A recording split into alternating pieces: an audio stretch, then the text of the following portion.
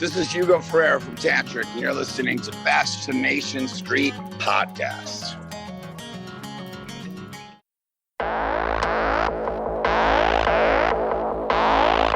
I believe that everybody has a story, and I'm fascinated to hear them. So come with me as we take a walk down Fascination Street. Welcome back, Streetwalkers. This episode is with Dusty Grant.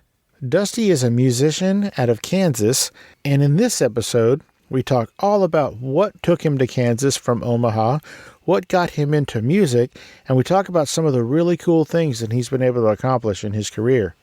We talked about some of the acts he was able to open for and how 2021 is arguably his best year in music in the last 20 years. He does let me play one of his songs that was listed as one of the best local releases of 2021 on Strange Currencies, which is a local NPR show on KMUW. Dusty gives great advice on marketing, on how to use social media, and we talk about the importance of being prepared. Dusty and I have been going back and forth for well over a year trying to make this thing happen, and we finally found the time, and I am very excited to actually have gotten to speak with him and bring him to you guys. So Streetwalkers, this is my conversation with Dusty Grant. Yeah, talk to me,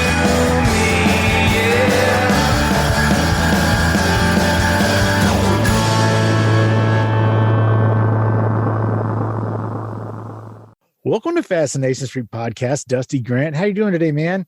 I'm doing well, sir. How are you? I am wonderfulonium. You have a voice for voiceover.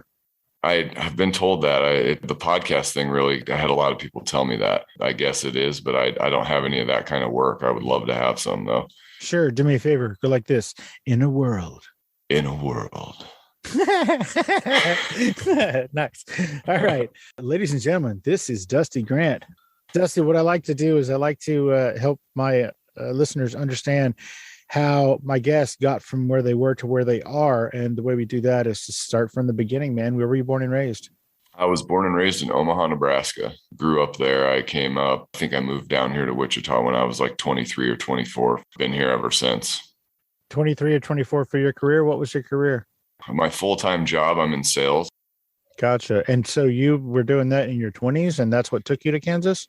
Yes, I graduated from college and I think I was 23 or 24. I took 2 days off after I graduated and came down here, and I've still been working the same job. I think I'm coming up on 18 years with the same company. So I've been down in Kansas ever since that started. That's pretty cool. Where did you go to college? University of Nebraska at Omaha. What for? Business administration with an emphasis in marketing. And I started out in college. I played one semester of NAIA college football, and I just didn't like it anymore. It became more of like a job. So I quit playing ball. I went back to Omaha and I finished up my schooling, and then I came down here. Sure. Do you have a family? I do. I have a wife. I have twins that are 5 years old. I have a stepdaughter who's 16, and my daughter with an ex is 11 years old.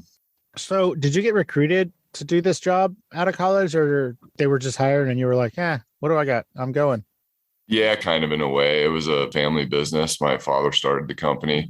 I had no intention of getting into the business, but I needed a change in direction. I was running around with some sketchy folks and stuff in Omaha, and I was doing things that were very uncharacteristic of me. So I needed a change of scenery, and the job was available. So I took it, for two reasons: wanting to kind of get started saving money and building for the future, and also to get a change of scenery and get away from some habits and some people that I was running around at the time. I didn't know it at that time. I kind of came to a fork in the road, and I needed, for lack of a better term, get my shit together. So I took the job and started it, and here I am 18 years later. Did it work? Yeah. I mean, I've still struggled with it, throughout my life, really. So I'm finding out now, I'm 40 years old now, and I started therapy when I was 39. And I find out that I've been dealing with depression, and I've been dealing with some, mental illness and stuff like that. But I didn't, I guess, know it at the time, Sure. And as you get older and more self-aware, you start to realize that there's things that you need to change if you want to, live a healthy lifestyle and turn things around. So I'm kind of in that process now where I'm trying to figure it out and trying to straighten some things out and clean some things up and all that. But yeah, on and off, I've always kind of struggled with it. Gotcha. Now, you said your dad started the company? Yes. Is he still involved with it? He is not, no. Is he alive?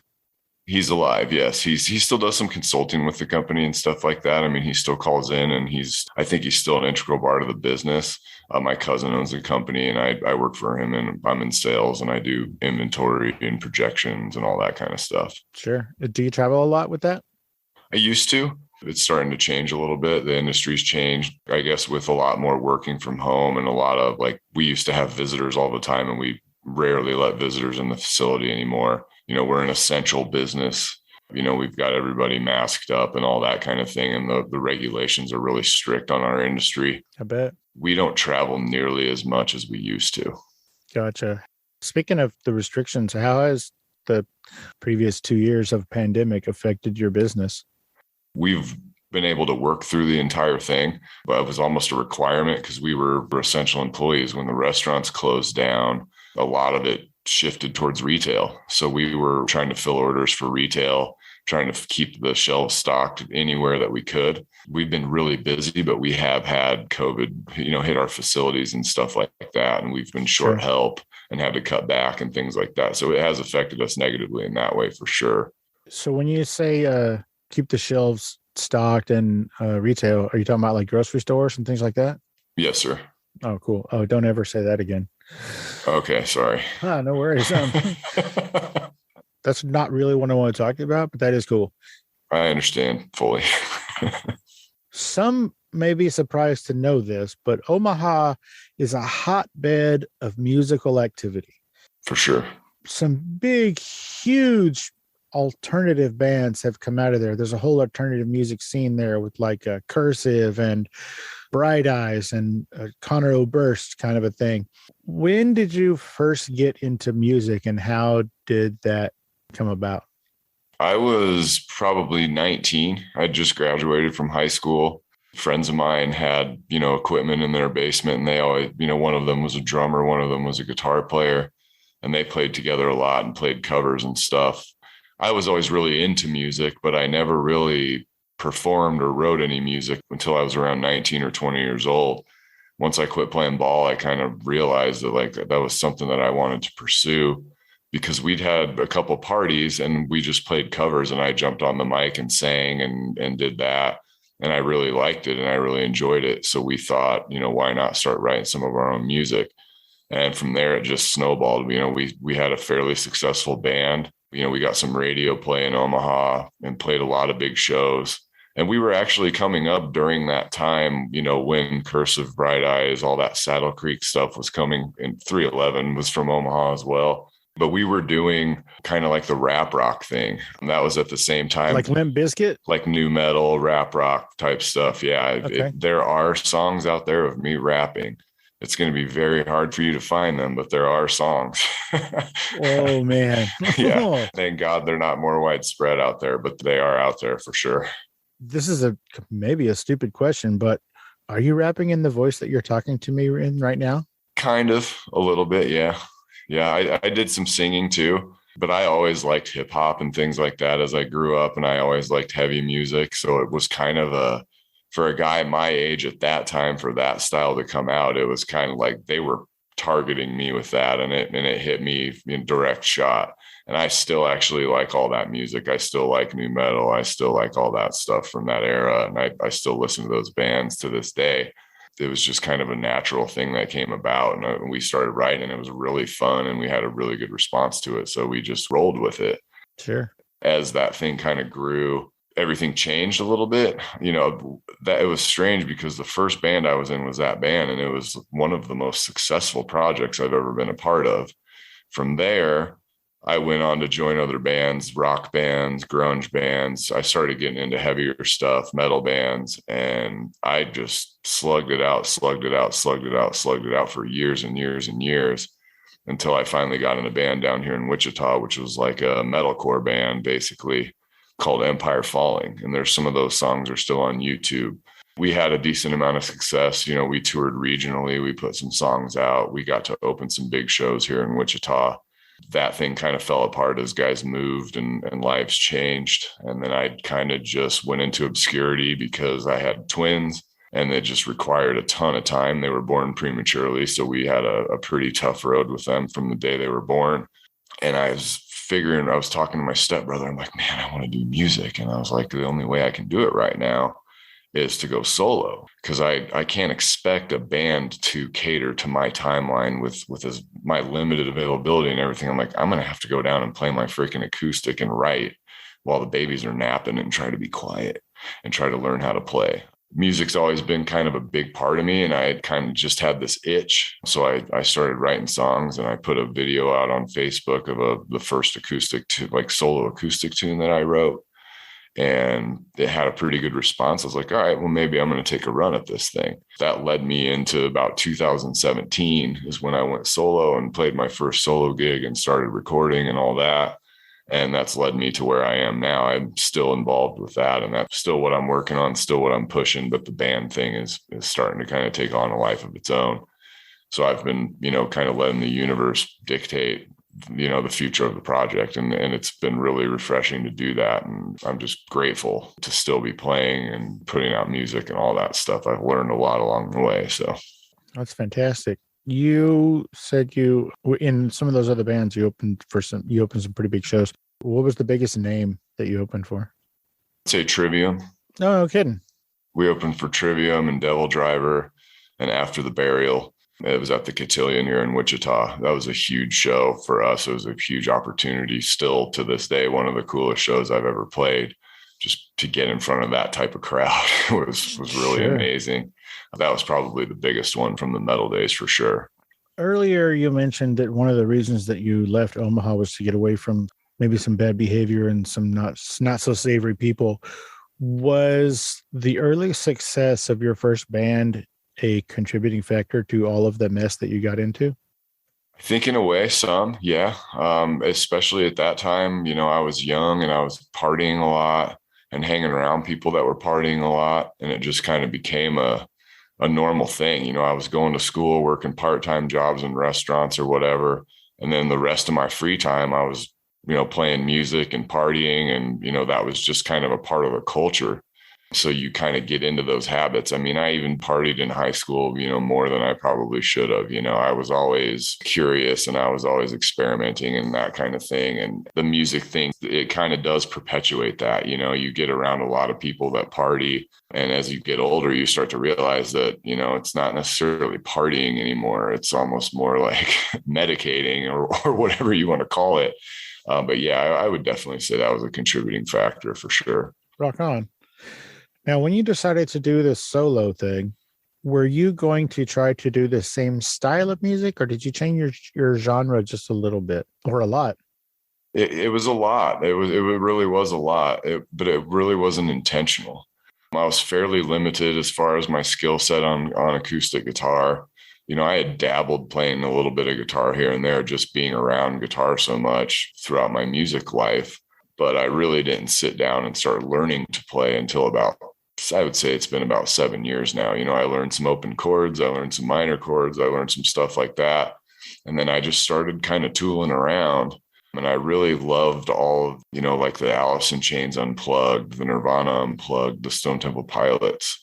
I really loved all that style of music.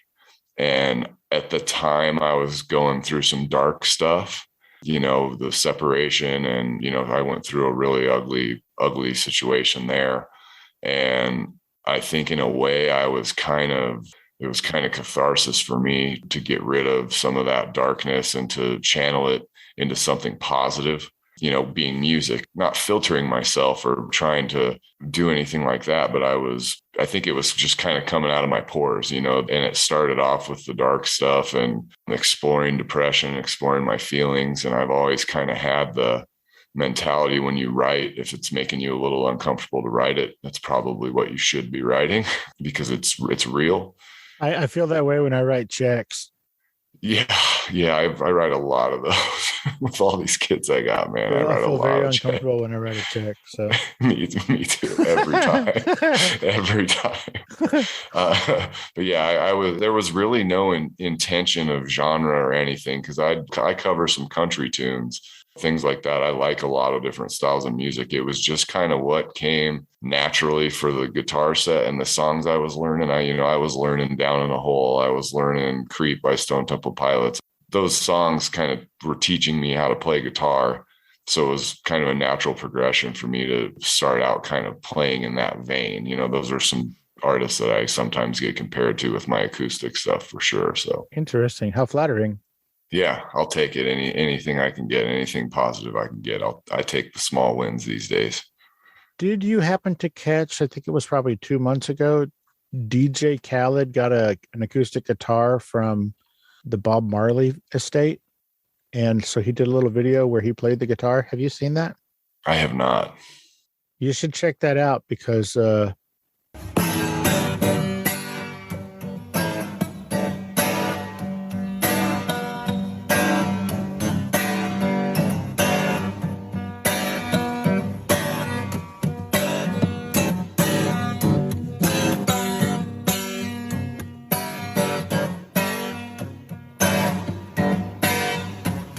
people could be comparing you to that, and then you would want to kill yourself. So, oh, I was thinking maybe you were telling me to check it out because it was good. bro, I'm a glutton for punishment. I like to see the bad. I like to see the ugly too. it's so bad it'll probably be your new favorite video. Okay, I will check it out. Hey, Streetwalkers, here's a word from our sponsors. If you'd like to help find answers for the families of unsolved crime victims from all over, or perhaps identify a Jane or John Doe, please visit DNAsolves.com, where you can submit your DNA from a consumer testing company like Ancestry or 23andMe to their database. DNAsolves.com. Let's get back into it. Now, I read somewhere, Dusty, that 2021 was, quote, maybe your best year in your 20 plus years of music. Yes, sir. We're going to talk about a bunch of the different reasons, but what is the biggest reason that stands out to you as making 2021 arguably your best year musically? I played in front of the most people I've ever played in front of live. I was fortunate to get a really good string of shows. I didn't play a ton of shows, but the shows I played were big. But I only played 11 or 12 shows in 2021. And I would say that I played to more people than I had played to in the previous years, touring and playing 40 to 50 shows a year. So just as far as reach and the quality of the shows and the venues that I got to play and the experiences that I had, it was the best year I ever had, definitely for live music, for sure. So I'm assuming that some, if not all, of these 11 or 12 shows were opening for big acts? A lot of them were, yes. I was fortunate, very fortunate this year. How do you find yourself on a ticket like that? The first one, somebody had seen me play solo acoustic and it kind of set the tone. The first one I got to open for Danielle Nicole, who's a Grammy-nominated blues artist. She came to Winfield at this event called the Duck Jam. Well, a girl that had worked for the people that were booking that show had seen me play solo acoustic somewhere and said, we kind of try to represent all genres and we want you to represent rock. And she was like, do you have a band? This show is going to require you to have a band. And I did not have a band at the time. No way. But it was a good gig and it was a good opportunity. And I said, yeah, I have a band. Girl, I know people. Yeah. I'm like, I could make a band for one night. Of course. Yeah. I have a band. No, yeah, definitely. I'll take the gig. And I did it and I took it on a flyer and I went and reached out to some of my best friends. I said, hey, I got a cool opportunity. Do you guys want to put together a set for a full band show? Thankfully, they all said yes. And we played that show. And then from there, things kind of snowballed. We got the Danielle Nicole show, and then we got the Daughtry show, and then we got the Candlebox show and the Blacktop Mojo show. And I got a solo show opening for Arthur Gunn from American Idol. And I had like a really cool run of shows there where I think a lot of it is attributed to I've taken a lot of time and a lot of energy branding, working on my marketing skills, building my social media following, building it the right way. And I think it was a culmination of those things. I've been playing a lot to establish myself, and I'd done the hard work. I'd put in the road miles, and I also had professional looking content. Sometimes when you're getting on these shows with these big acts, they have to pitch you before you even get on the show. It's not up to the venue to book you. It's the venue suggests you, and then they send it to the management of the artist. And if the artist approves it, then you get on the show. So I felt confident with the content that I had out with my press kit, everything that I had. I'd always, since the beginning, wanted things to be professional and tight and clean in case those opportunities ever came. And they did come this year, and it all kind of lined up. So I think that's a major factor, being professional, doing the work, building the numbers, doing things the right way. 100%.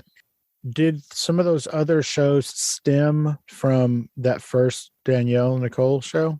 I believe so, because the response to the full band sound was really good. And the people that play in my band all have other bands here in town that are fairly successful. Are they all the same people that you called up that one day? Yes. So far, so good. Yeah. How cool is that? It's very cool. And there's a chance that a couple of the members might change out as their bands pick things up or whatever. But of course, I've been able to dance between the raindrops a little bit and cater to what fits their band schedule somewhat.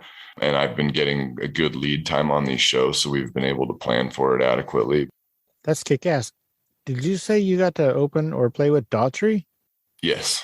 How massive was that audience? Was that the biggest one? Yes, definitely. It's the biggest audience I've ever played in front of, for sure. It was huge. Way back in those days where your friends were playing, I don't know, at a party and you just got up and started singing, it sounds like either you had some liquid courage going or you just did not have stage fright. How about when it's a Daughtry audience? Like, do you get all nervous and are you thrown up into your shoes? Before that day, for sure. I'll be completely honest about it. I'm not sitting here trying to act like I'm a big deal or like I got the call on my way home from work and I had to pull over a little bit. I mean, I was emotional. I was like, oh my God, I cannot believe I got that opportunity. Bro, did you cry? A little bit, yeah. All right, cool. I would have cried. Like, I'd still be crying. Nobody would have been able to understand anything I sung because I'd still be crying on stage. They asked me to play it and they said, you can play it solo or you can play it with your band. And I said, well, I 100% want the gig. I said, let me call my band and I'll call you right back. So I called the band. They were all thankfully not booked for anything. And then it finally hit me. I'm like, holy shit, we are playing with freaking Daughtry at an amphitheater. And we got the show. And from that day, I cleaned up my act. I worked my ass off, practiced. We set up a ton of rehearsals. I played guitar every day. I started running more, doing vocal exercises every day, walking and shaking and crying and listening to freaking Daughtry tunes, thinking, oh my God, and being scared and nervous and all that, like almost to the point where I was sick to my stomach. But then the day of, it almost felt like that's where we were supposed to be. We had done the hard work. I knew personally that I'd left everything I possibly could on the table. I put every ounce of effort, every minute of free time I had to prepare. I used it in that way. So I thought to myself, when you go out there today, try to enjoy it, try to embrace this opportunity because you may never have another one like it. And you've done the hard work. So go out there, give it your best shot, and whatever happens, happens. And I kind of felt chill the day of the show. We felt chill. I remember driving up there. You're driving backstage through these gates up next to the freaking touring shit. Like, we're not used to that experience by any stretch. And I was with Juana, who sings with me. I was like, man, I feel like strangely calm for this. And she's like, because this is where we're supposed to be, bro. We've done the hard work. It's our time to go up there and have fun now and show what we can do. And it's like, let's go find out, if we can handle ourselves on the big stage and stand up. And we did. It was a really awesome show. I gained a ton of fans from it, everything. But yeah, I was an absolute wreck leading up to it for sure.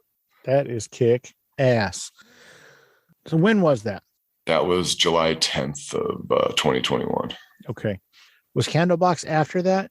That was after that. Yes, sir. Before we'll move on to Candlebox. I think you said once you checked with your band and realized that everybody was free and that y'all really were going to do this Daughtry show, you said you sort of cleaned your shit up. Yeah. What does that mean?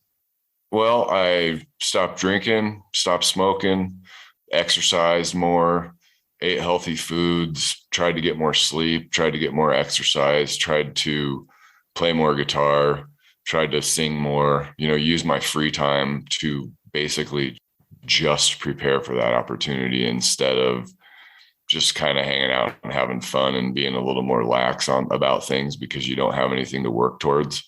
Once I had something like that to work towards, knowing that it was this huge opportunity, it was like, I am going to be laser focused for this and prepare for this. Like it's the last opportunity I will ever have. That was kind of what that boils down to. So at a certain point, somebody said, hey, you're going to the Olympics. And you're like, holy fuck, now I got to get serious. Yeah. And I've always been serious, but the bigger the opportunities, the more preparation it requires, the more focus it requires. I feel, if it's the same type of club gig where you don't know if you're going to play for 5 people or 50, you are preparing for those things. I was always preparing, always practicing, always rehearsing, but you get opportunities that are up a level. It kind of forces you to take your efforts and your preparation up a level too. I think that's just something that naturally occurs if you really want to do it. And if you really want to get more of these opportunities, you have to show that. You have to capitalize on it. Well done. And I'm glad that you were in a frame of mind where you could realize and understand that and then make those necessary adjustments. It sounds like it has served you well. It served you well, especially during that show, but it doesn't look like you really stopped all of that prepping and taking care of yourself because you have had a string of shit after that. Now, you opened for Candlebox, and I'm sure that I'm wrong. I'm not sure that I'm wrong. I think one of those original Candlebox band members is from right here in San Antonio. You could be right. I'm 100% not sure on that, honestly. So what was the difference? And I don't mean the audience size or the pay or anything like that. What was the difference between playing with Daughtry or for Daughtry and Candlebox? I'm sure it was a little bit of a smaller venue, but other than that, like, how did you prepare differently? It was kind of more of the same because we had gotten that opportunity and we'd had the experience that we had and we had the response that we had. The crowd freaking loved us. We gained a lot of new followers, my band, their bands individually, each member, it was great for everybody. And it kind of was like, okay, we've found a roadmap. We know that this leads to success. We know that this type of preparation and this type of effort and this type of cohesive planning and everything leads to success. And we just kind of followed that game plan through. I mean, it's just nice to work with a group of professionals like the people that I'm working with, where they show up to practice and they have their shit together. You don't have to show them anything. You don't have to worry if they're going to show up on time, any of that stuff. And I'm very fortunate in the people that I play with are freaking professionals, man. The Candlebox show, there was more confidence there because you'd actually been on the big stage and you had delivered on the big stage and you knew we can stand up and play on these types of stages and these types of opportunities. So there was a little bit more confidence there, I think, and we were a little more relaxed going into the Candlebox show, which I think showed on stage. You're a little more energetic. You're a little more having fun as opposed to like, oh my God, I have to nail this. I have to nail this. What's the next part? And so it just kind of snowballed from there. You have one big opportunity. You have all that preparation. No one can take that away from you. You have that forever. That's money in the bank that you've put in the bank, and we all did the work. So yeah, I think it just, as the year went on and we played more shows, it was the confidence levels grew because we had good crowds and we were getting good responses from those crowds. There's a common phrase I think that people in all industries use, which is act like you've been there.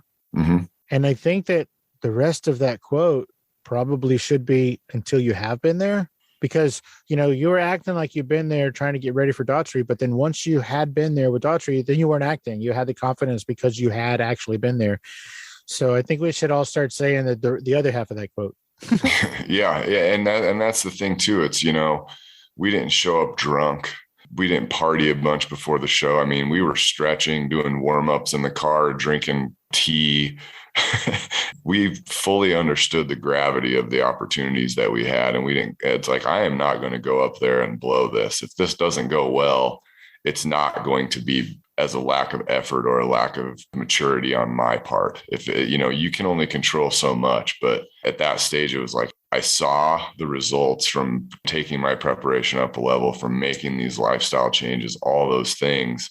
I saw what the results were, and act like you've been there before, because you have been. It's like, what's required, what it takes, the level of preparation that you have to put in. And it's fucking exhausting. I mean, I work a 55-hour-a-week job. I got kids. I try to still stay healthy and take care of myself on top of managing the band, booking, doing all the promotion, doing all the social media, all that stuff. I mean, it's fucking hard. But if you want the big opportunities, you have to make the sacrifice. And I'm fully prepared, and I fully am thriving in that world. I mean, I'm tired a lot, but if that's what if you want to do big boy stuff, you gotta put in the work.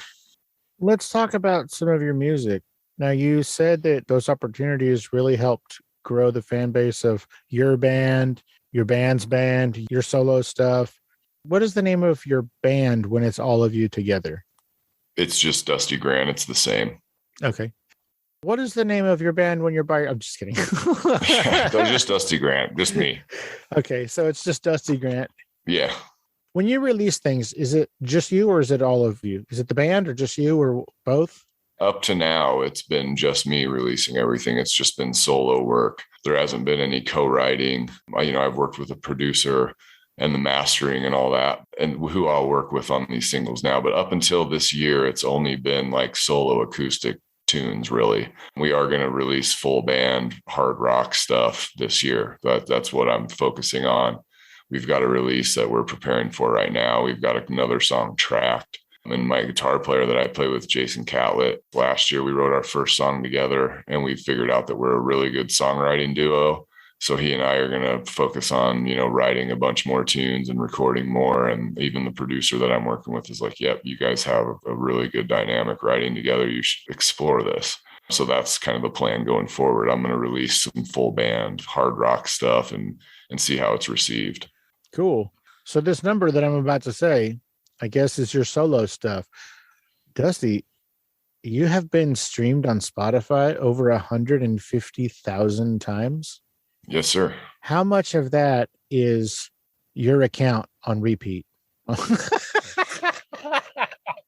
Not very much, honestly. The only spins I give myself, if we have a show coming up or I have a show coming up, I'll put together my set list in that order. On Spotify, I'll make a little playlist for myself. And like, if I have 40 minutes of commute to work, I'll sync through the set in the car. I'll warm up. So those are most of the spins that I give myself. Because most of the time, if I'm going to listen to my own stuff, I just listen to the WAV file that I have on my phone because it sounds a little better.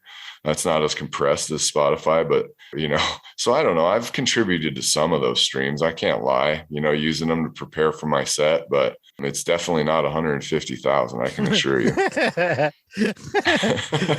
That's remarkable, man. That is a huge number. What a hell of an accomplishment. Now, we don't ever generally talk about money or finance on the show, but I'm going to have to assume with 150,000 streams from Spotify, you probably got a nickel or maybe 6 or 7 cents. Yeah, I bought my first set of guitar strings from my royalties this year. I was looking at what the total payout was on the streams that I've accrued over the years, and it's very depressing to look at. I look at all the hard work and all the passion and all the sweat and blood equity that I've got built into this thing. And for that to be the financial payout is a little bit disappointing, but there's no way to substitute for the experiences that I've had either. Those are more valuable than any of the money that you get. So I try to keep that focus, and I try to look at Spotify as a discovery tool for people to discover your music. Then maybe you can sell them a shirt, or then maybe you could sell a ticket or whatever it might be. But yes, the Spotify thing's awesome. That's an achievement I'm very proud of. Nobody can take that away from me. That's really cool. I think that as streaming platforms, they're ever expanding their footprint. I think that people are going to, and already have, like you said, kind of just realize that that's really just a marketing tool. I'm never going to fucking retire on my Spotify money, but it is going to get people, like you said, to discover me and maybe come to see a show and buy a shirt, buy an album, whatever. Yeah. And so I think that as hard as it is, because that sucks so bad, that's just, I guess that's just how we're going to have to look at it from now on. Yeah. I mean, I know people that have millions and millions of streams. I'm sure that is a nice little passive income to have, but I don't think independent artists can build a business on their streaming royalties alone. Maybe they can if you get into that echelon where you're getting 50 million and all that. Then I'm sure it starts to snowball downhill and it starts to accrue.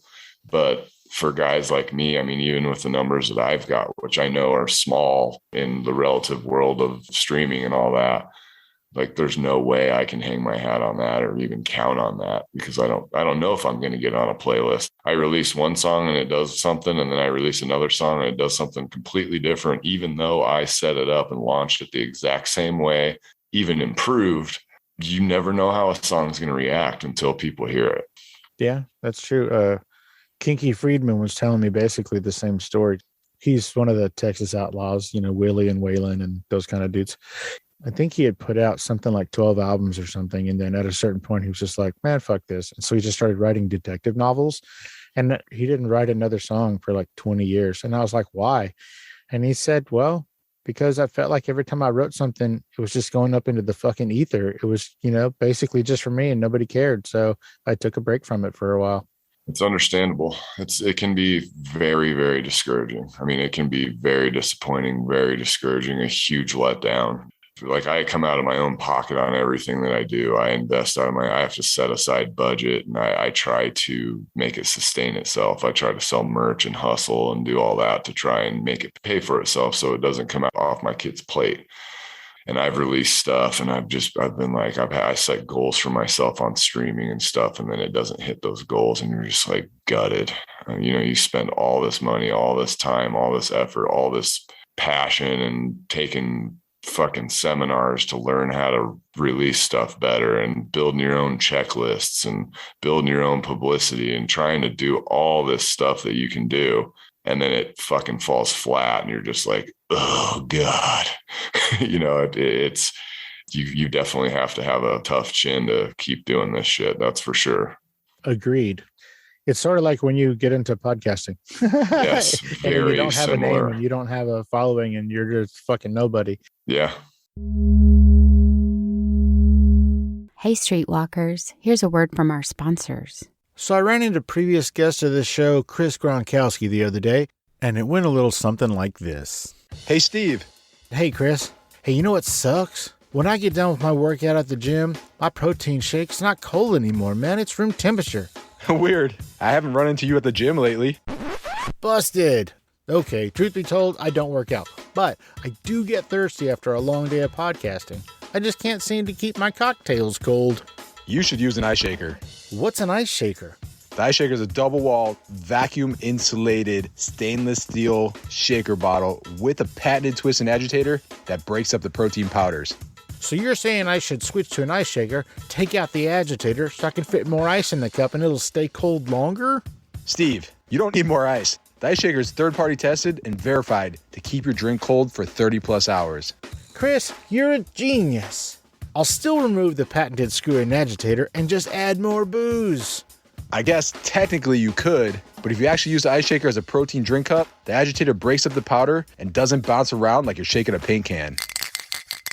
Why are we still talking? Let's party. Gronk style! That's right, Streetwalkers. Ice Shaker is the new sponsor at Fascination Street Podcast. Ice Shaker is made from kitchen-grade stainless steel so it doesn't smell all funky after you use it a couple of times like those cheap plastic ones. When I'm out and about doing interviews or partying Gronk style, I use the Fascination Street Podcast Edition 26-ounce Flex Ice Shaker cup, and it keeps my drink cold until the sun comes up. You saw Ice Shaker on Shark Tank. All 5 sharks made an offer with Mark Cuban and Alex Rodriguez closing the deal. Now you can get a deal too. Order your own 26-ounce Flex Cup right now at iceshaker.com and use the promo code FSP for $5 off your first order. Once again, that's iceshaker.com, promo code FSP P as in Fascination Street Pod for $5 off your first order. That's iceshaker.com, promo code FSP. Let's get back into it. You know, a lot of bands, especially during COVID, they started a Patreon. Mm-hmm. And I think that you are in a pretty unique category where you have podcasting experience and you have your music. I don't know if you have a Patreon, but I don't see what that could possibly hurt you. You know, you could release a couple of Patreon episodes of you talking about those experiences playing with those shows. And I think Patreon is a pretty good space for you to maybe play around in. I've fooled with it a little bit. The thing with Patreon for me is that it's another platform that I have to manage. Right. I am on like platform overload. I talked to a person in the industry, you know, somebody that's had a lot of success, as it was a good friend of mine.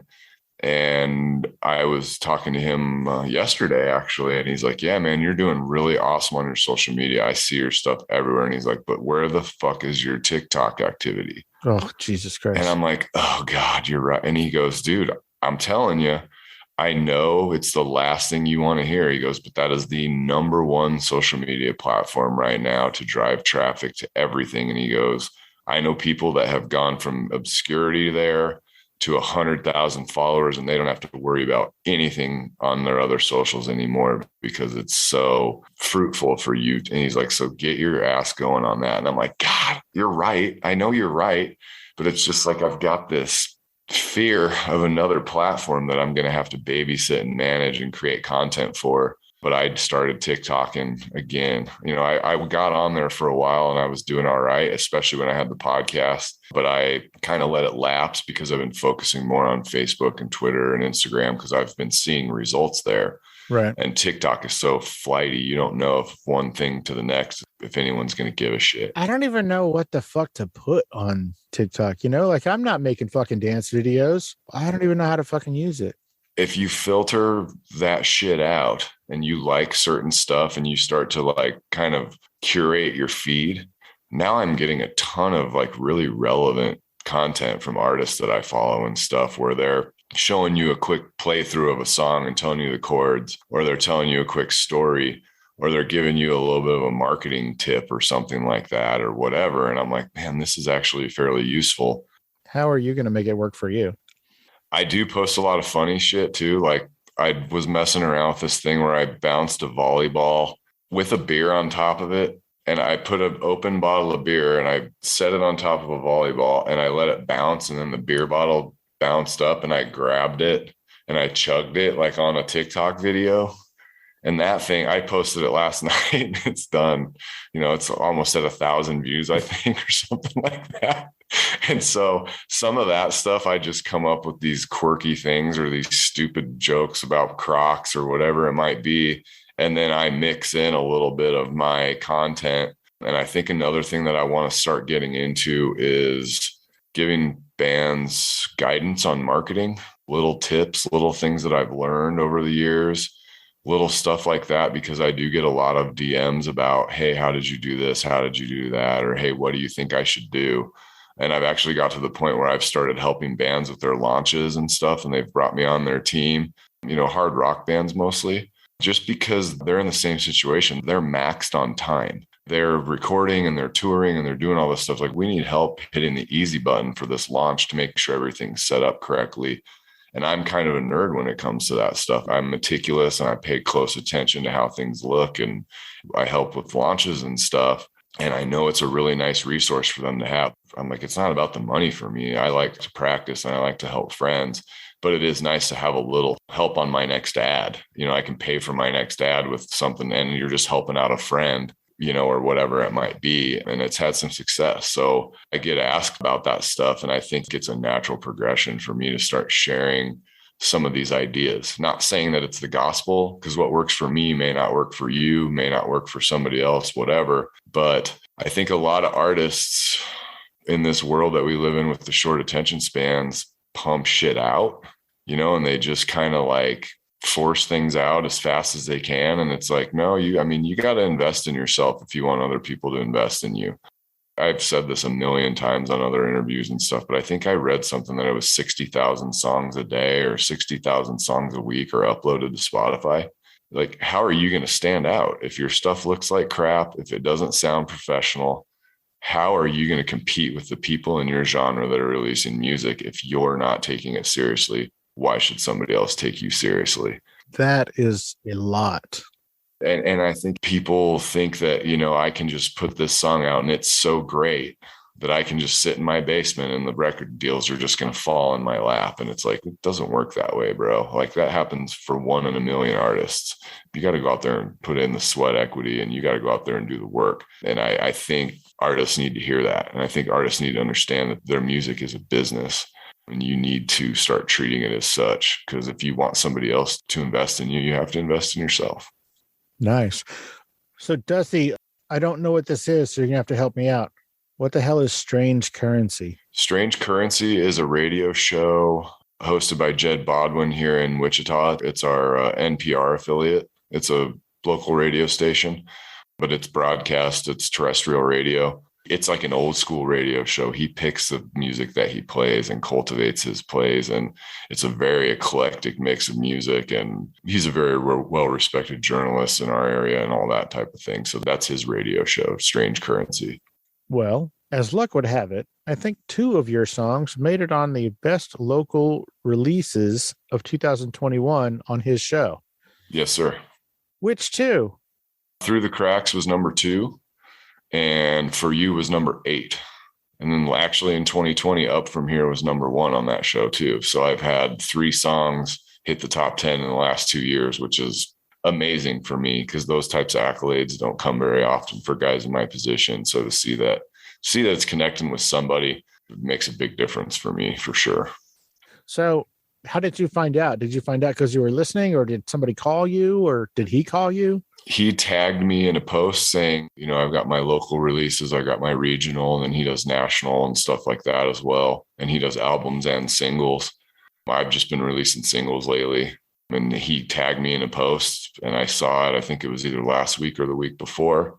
And I was just blown away. It was on a day where I really needed to pick me up too. So it was like, he saved my week. I fucking almost cry when I see that stuff. So this is very recent.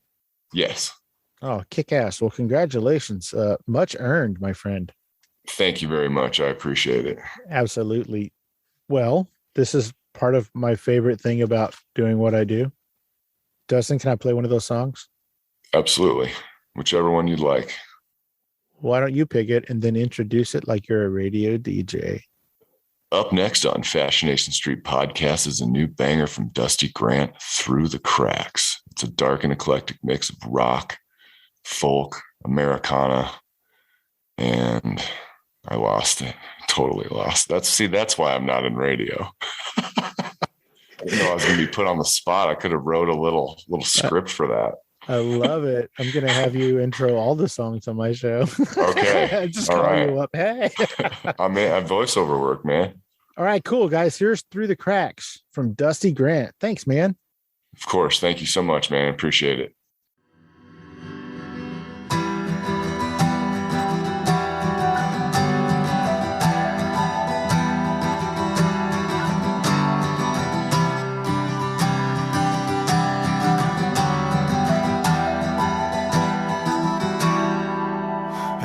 Unfortunate turn of events cast its spell over this town. I sunk in our heads, maybe we'd be better off dead. A blatant travesty has us falling to our knees with no way out. They said time was on our side. I think I'd have to disagree. They'll destroy your life, my friends, if you let them. You'll spend all your days biting your lip. They can comprehend the laws that we live with, but it sure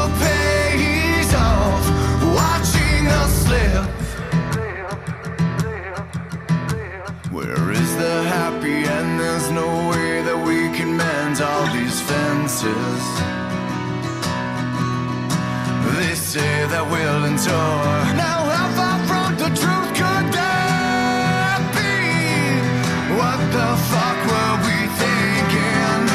So desperate and so blind, standing there just like puppets, towing the line. They'll destroy your life, my friends, if you let them. You'll spend all your days biting your lip. They can't comprehend the lows that we live with, but it sure pays off watching us slip through the cracks, falling back to where it all started. We're losing our grip. I won't drag this out, I won't string this along. I won't piss in the wind, I know I did nothing wrong. I was blind before, but now I can see. I cannot lose, I know I did everything. They'll destroy your life, my friends, if you let them. You'll spend all your days biting your lip. They can't comprehend the lows that we live with, but it sure pays off watching us slip through the cracks, falling back to where it all started. We're losing our grip. Dude, that is dope as balls. We're going to slowly start winding this down, but real quick, I know that it's on hiatus right now, but you have a podcast called DG and Friends. Yes, Can sir. you tell us a little bit about what the podcast is and, well, just reassure everybody that it is going to come back? DG and Friends started out where I wanted to showcase independent artists and independent people. I train in combat sports, so I got a lot of friends that fight professionally and stuff like that too, and mixed martial arts. And I've sat around with my artist friends, and I've sat around with these guys, these martial artist friends of mine, and they've always been fascinating to me, like their dedication and the way that they approach the game. And I wanted to bring people on and have like really candid conversations with them, showcase them to, as many people as I could, and have them on and have them talk about their journey. And sometimes it got really funny. Sometimes it got really serious. Sometimes we went into mental health. It kind of always took on a life of its own. And that's what the podcast was about. And I had some good success with it. It probably will come back when things slow down for music. If I get to a point where there's a big lull in the action, I'll probably do a couple special episodes. I don't know that it will ever come back broadcasting it live and all that. I don't know that it will ever come back in that format because it's just a lot of work. And I had a lot of downtime during the pandemic when I canceled 30 shows. So I needed to do something to stay connected and engaged to my audience. And now I have music to do that. I did love it, and I did find a passion for it. And I really liked where the conversations went. I mean, I'm sure there will be another podcast soon. I've talked to a firefighter friend of mine that's also like a world record power lifter, and he's really intelligent in regards to mental health for men, big, tough men and all that kind of thing. And him and I have talked personally quite a bit, and I would love to have him come on and just kind of maybe, clear the air on some mental health stuff for men. And I think a lot of that gets neglected because we're supposed to be tough guys. But I talked to him about that, and maybe we're going to do a special episode on that sometime. And then, I'd like to have some people back a year later and just be like, what have you been doing for the last year? Maybe go pick my 5 or 10 top guests, try to circle back around with them. But I honestly have been so hell bent on the music thing right now that I haven't put much effort into it, because I got to get while the getting's good, in a sense. Sure. That makes sense. Everybody go check it out. Those episodes are still available. How many are there? There should be 32 on Spotify and Apple Music, and it's up on all the platforms. I keep it up on Spreaker. I just renewed it so people could have access to it, and it's still getting some downloads on a weekly basis. So I've left it up because I'm proud of those episodes and I want people to hear them. Nice. I don't promote them actively as much anymore, but I still want people to hear them for sure. Oh, absolutely. I get it. That's kind of one of the things about having a body of work, is that it's out there and it can do its own thing. Even if it's not doing very much, it's still doing something. It's still part of your catalog. It is. And to hear, if somebody listens to an episode, or one person listens to an episode or listens to a song and doesn't feel so alone, or it brightens their day, or they got a laugh from it, or whatever it is, like, I'm starting to learn and appreciate that that's really what this is about for me. I want to connect with people, and I want to share my art and share a part of myself, and hopefully people get something positive out of it. It's really what I strive for these days. The rest of it's just gravy. And who doesn't love gravy? I love gravy. Dusty, where can people find you on social media? I'm on Twitter at DustyGrant57. You can find me on Instagram, Facebook, TikTok. I'm pretty much everywhere. I've got a Patreon. I haven't been as active with that as I probably should be. I've got a website, DustyGrant.com. I'll be updating that very soon. My music's on all those streaming platforms: YouTube, Spotify, Apple Music, Deezer, Amazon, all those things. Is your music available at DustyGrant.com? Yes, it is. You can buy MP3s there if you'd like to. And then if you join my mailing list, I'll send you some free music. Well, how cool is that? Yeah, my mailing list. I need to get more serious with it too, because it's more of a way for me to own my platform, and I'm not fighting algorithms when it's on my website. Right. So I would love to bring all my social media following to my website. I plan to do that at some point. I just have not had the time to really push on that. So I've kind of been doing things by priority. That makes 100% sense. Dusty, this has been engaging and very insightful. I appreciate it. Of course. As we're heading out, is there anything that I didn't ask or we didn't talk about that you wanted to talk about today? My releases in 2022, I'm really excited about those. I've got a song, first single of this year, that we're going to be working with a big time videographer, somebody that I've really admired and wanted to work with for a long time. I'm going to be releasing my first full hard rock song this year, written with my buddy Jason Khaled. It's a song that really means a lot to me. We lost a close friend last year, and this is a song that both of us kind of wrote for him as a tribute to him, and we're going to release it together, and we're trying to make him proud. That's something that's really important to me and something that I really want to focus on in 2022. I really hope that the hard rock stuff is received well, and that, we can make as big of a splash as possible with that. But that would be the first thing. If you have a chance, get out there and follow me, because at the level I'm at, every single one helps. Do you have any idea when that song is going to come out? My guess is it will probably be spring of 2022, because we got a video shoot, and then I've got some stuff that I need to put together as far as assets and put the launch together and do a lot. It's going to require a lot of planning, doing it the way that I want to do it. Trying to be patient and do it the right way, and really send it, give it as much of a push as I possibly can. So I'm taking my time with it and making sure everything is right. But I am working my ass off in the background, getting ready for it. So cool. Let me know what I can do to help with that push, man. I got you. I will. Absolutely. All right. Well, Dusty Grant, man, this has been such a fun time. Thank you so much for taking the time out of your busy day and your hectic schedule to hang out and let us get to know you a little bit better on Fascination Street, man. I really appreciate it.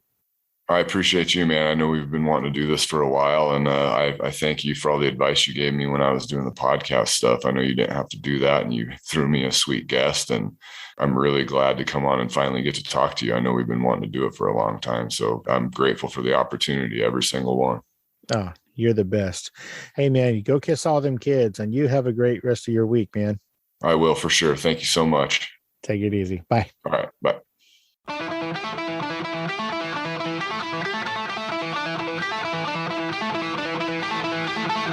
Opening music is the song Magnolia from the 2001 album Intransigence, used with permission from Douglas Miles Clark.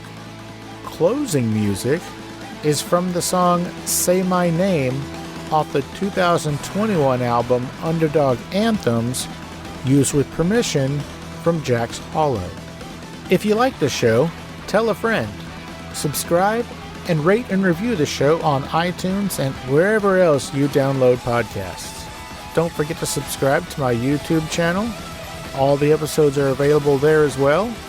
Check me out on Vero at Fascination Street Pod and TikTok at Fascination Street Pod. And again, thanks for listening.